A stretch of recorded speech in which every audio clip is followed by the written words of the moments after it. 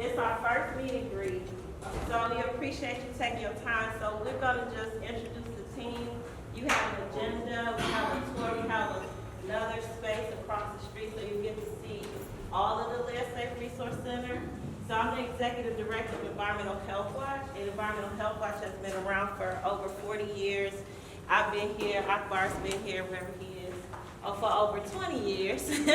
So there he is. Been here kind of half the time of the organization. Has been around since 1980. And so Healthy Homes is our core program area. So we've developed a Healthy Homes model and really are about prevention here at EHW. So we are the administrator for the Live Safe Resource Center. It's part of the coalition's effort, the Live Safe Cleveland Coalition, and we are like the operating part of that coalition under the loan fund. So I won't get into a lot of detail about all of that, but I'm definitely here to answer any questions you have in the work and, make sure that you get a clear understanding, if you don't have one now, about who we are, what we do, and who makes up the Live Safe Resource Center. So let's start with our executive team. I'm Kim Ford, Executive Director, like I said, and then I'm going to introduce Zach. Unfortunately, Chantal is in that room interviewing another potential staff person. So she's my Deputy Director, and she's been here since 2020, right? So we established the Resource Center through COVID, which was very interesting. So I'll let Zach introduce himself, and then we'll move to the program managers, the coordinators, and then the intake. Hi everybody, my name is Zach Cofer. I'm the new program director here at Environmental Health Watch. I've been with Environmental Health Watch since the beginning of May. I'm responsible for assessing, evaluating, and implementing various operational practices for the programs that we have. I'm really excited to be here and to be part of the work in environmental justice in Cleveland. I just recently moved to Cleveland, just in the last 2 months. And I'm surrounded by a lot of amazing people, and you'll get to meet everybody else too. I'm Tracy Washington. I'm the new program manager over outreach and community engagement. I'm the former program manager of the call center. I've been here with Environmental Health Watch since 2020. I was original a CAT team member. I've been involved with Kim for a while now. I'm formerly employee from Cleveland Tenants Organizations. I used to go around and help establish tenant organizations, tenant councils. With my role here as a program manager, running the outreach team, our goal is to meet with you, establish partnerships within the community, to see how many events and community people we can reach to get lead awareness out. With that, I'm going to pass it, I'll be back up. But I'm going to pass this over to our next program manager to come up and tell you a little bit about herself. Hello everybody, my name is Kevin.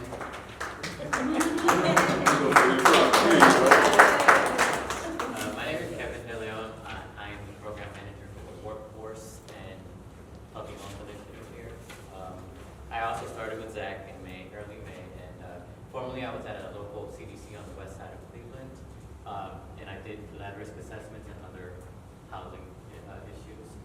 So I'm excited to get started here and to get to know all of you. And I don't know, Carlos, I think I'd be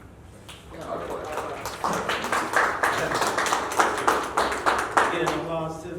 Yeah. Hey, I'm Akbar. I don't know what my title is. I've been here so long. I just do it all. We do Healthy Homes trainings, we do Healthy Homes visits, we do pilot programs, do lead training. What else? We do a lot. Been involved in a lot of pilot programs, deal with asthma, healthy homes, lead poisoning, all these things. So, yeah, that's pretty much it. So glad to be here. We'd like to introduce our outreach person. Oh, y'all want me to go? I don't mind. All right, how's everybody doing? All right, I'm Carlos Elliott. I'm the outreach coordinator for the Live Safe Resource Center and Environmental Health Watch. I've been on since 2020 as well. I think the biggest thing that brought me to the work is the mission, right?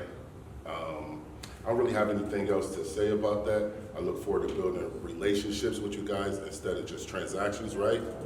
Y'all ready for the work? Yeah. Then give yourself a round of applause.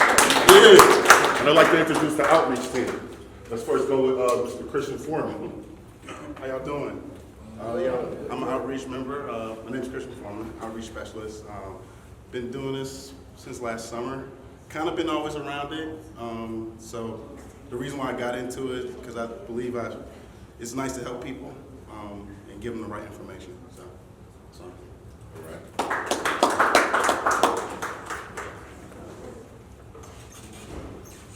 Hello, everyone. My name is Raven Martin. I'm an outreach specialist, and I have been here for almost a year now. Very excited about that. Yeah, and I'm just glad to be here and being out in the community. Yeah. How y'all doing? My name is Walter Melton. I'm an outreach specialist for the Lead Safe Resource Center. And here at the Lead Safe Resource Center, we get out in the community and engage with the people in the community to get them to understand the importance of turning Cleveland into a lead safe city. And we hoping that all y'all stand with us and help push that. Thank you. Thank you, guys.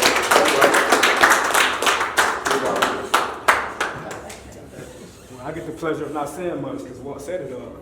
So my name is Walter Patton. I am an outreach specialist for Lead Safe, and I've been a part of Environmental Health Watch since 2020. So the purpose of inviting you guys here was really something really informal. We wanted you guys to put names with faces and understand the work that we do here and give you a chance to ask us questions based on our individual roles. And also to understand that Lead Safe Resource Center is not a standalone. We actually fall under the umbrella of Environmental Health Watch, which not a lot of folks know that people Lead Safe Resource Center is a standalone agency, which we're not. But one of the things that we want to do, the program manager and we want to do as the outreach specialist is engage with you, partner with you, come out into the community with you to get the word out, educate people about this movement, educate them about lead, help them understand the importance of getting their properties lead safe, help tenants understand the importance of letting the landlord in and having this work done. And so we really want to build relationships with you, and that's the reason we invited you down here, a chance to meet us, talk with us, and establish that partnership. And now I'm going to turn it back over to my director. Thank you. So, everybody was short and sweet, but a lot of them, people have been working with us for many, many years, even before we established the Resource Center. Because it's important for us to lift up the lived experience and folks who are impacted to be part of this infrastructure. And everybody didn't tell you their whole story, but it's okay. So we also do community initiatives. So I do want to let everyone know that EHW does more than just lead. We work in communities, particularly in the core of the city, in neighborhoods around sustainability, environmental stewardship, capacity building, leadership, youth development. So we've done a lot of work just in the city of Cleveland around health equity, environmental justice, and providing a lot of support to community. And so with our initiatives, I do want to make sure I plug our festival that happens in September on the urban farm in Cleveland called Fresh Fest Cleveland. It's an all-day event, family-friendly, health and wellness, music, food, all the things that you would love to enjoy. So we want to make sure that you keep watch for that. But really, I want to make sure that we are working on community building and extending our reach, right? So everyone has a role to play, and we just want to have this relationship with folks and exchange ideas as well as support each other's efforts, marketing, whatever, because one organization can't do it all, right? So we want to grow the coalition and want to get our work and go deeper and take deeper dives, because trust is a big issue around this, around the housing, around the folks who are we're asking to comply with this law. Trust is a big deal, so we want to establish that trust, and we know if you're out there working with people every day, they might trust you. We want to build our trust, and then we can move people along the path, right? So I want to make sure we open it up for questions. If you have any, if there's anything you don't understand, I know it's a lot of moving pieces and parts with this coalition, with this law, with everything that's going on. I don't know, I want to hear where you're from. I want to hear where you work, because I don't know everybody who's in the room, so we could just go around and give introductions so I understand who else is in the room. Here's popcorn if you want. I guess I'll go first. I'm Monte Gaddis from Million Miles Development, Healthy Home Specialist. I'm from the area that I'm actually in the community helping out, so I feel like that's a blessing for me just to see the residents just being happy that I'm helping out. Work as a building inspector in East Cleveland, and it's two different type of vibes, and I'm just loving the community and the work that we're doing here today, so appreciate that. Right. Work. I guess we'll introduce the whole HHI team. My name is Joe Keneally. I'm a Healthy Homes Initiative Specialist in Ward 1 at the Harvard Community Services Center. My name is Lynn Brookman. I am the Director of Housing Support Services for Slavic Village Development. I also fall under the City of Cleveland's Healthy Homes Initiative program. Yeah, my name is CJ Yemchak. I'm a community engagement specialist in the West Park Campus Development.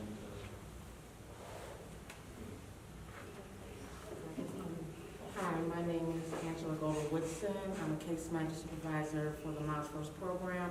We have 4 sites. The site I am at, I work mainly with the teens and some of the school system. We are under the Cleveland Public Department of Health. One of our main educations that we do talk to our clients about lead and stuff, so I'm looking forward to this program.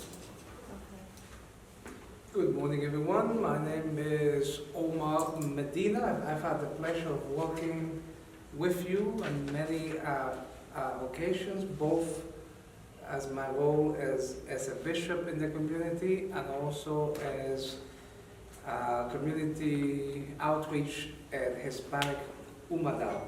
You have worked with both of the agencies that I represent in many occasions. I'm very grateful for everything you've done, and I look forward to continuing to work in collaboration with all of you. My name is Siobhan. I'm from Casa Alma, Hispanic Umida. We are the only bilingual bicultural treatment center in northeastern Ohio. When I say bilingual, it's Spanish, English. So we are very excited to be here and grateful for the opportunity to collaborate with you. I'm Alina Starks, and I'm right next door at Midtown, and I serve as the Workforce Program Coordinator, and I'm happy to work with you all. My name is Naomi, also from Midtown Cleveland, your next door neighbor. I work for Asia Town, mostly for business and community outreach. My name is Itoy Shakila Young. I'm from Cleveland Department of Public Health. I'm the interim program manager for the LEAD program for the city of Cleveland. My background has been probably 23 plus years now with housing. Prior to then, I worked for Cleveland Municipal Housing Court, also working with housing court specialists, bailiffs, judges, all of it. So, healthy home environment I've been a part of for at least 23 plus years. Like I said, we have 4 sites. My main site is I work with adolescents, but we go all the way up to 21, as long as they're in school and or they're getting their GED. A lot of our young ladies who do graduate, they wind up getting apartments, not so much homes. So do y'all also go to apartment building? Is that, or is it just housing as far as like homes? Well, there's 2 different things going on. We have environmental health watch, right? We've done home assessment, home visits. We're not doing that right now because usually through a project or a program that's funded. With this, the whole overarching piece is the law and having anyone who owns property comply with the law. So in essence, those families would be covered as long as that property owner is complying with the law. They would get potentially a cleaning, check the house and make sure that there's no lead dust or chipping and peeling paint. So I'm giving you like a real quick of what the expectation is for the homeowners, right? And not just the landlords, right? So that way, but we want to make sure we're educating families as well, right? So there's the taking the systems change approach to the housing to deal with the lead issue. But we also want to make sure families understand how to sustain themselves, how to protect their children as well. So there's all those things that we need to work on together comprehensively, right? So if there's a way to address your families or talk to your families or teach your families or get them to one of our lead one-on-one sessions, we want to make sure we are connected in that way too. And it's their rights, and so you know what you need to tell them. Right, so we're working on a toolkit that everybody can use. But that's coming later. We're just now starting to engage around the process of developing a toolkit because there was a need, a lot of questions around what do we say, how do we say it. So we're in the process of doing that now. Thank you. And you can always reach out to the next thing. Yes, Tracy, stand up. Yeah. Approximately how many inspectors they have? But I think that's cheaper.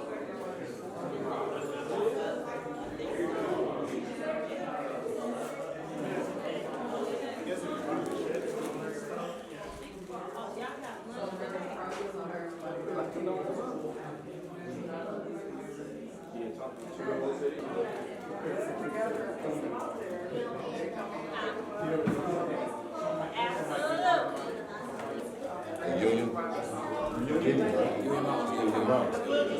He took over in November, so he's the one that's actually going to be in that area, and we're actually going to be over there when, I think it's not tomorrow, the next business stuff. You're more than welcome to come out. Yeah, I definitely want to come out and check out what you guys do. My face and everything, so the community was coming out.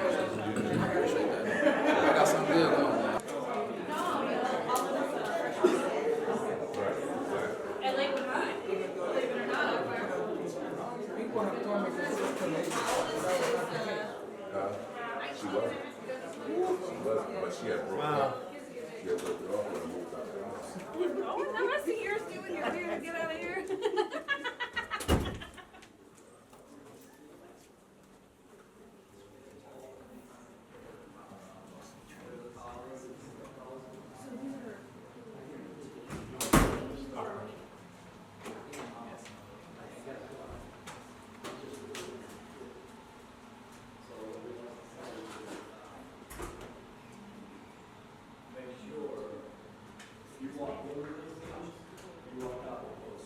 The whole idea of IRP is that your work is not introducing hazards. Okay? Now, I'm assuming that those little circles, that's probably sweet. I've never licked one of these, I always ask for a volunteer.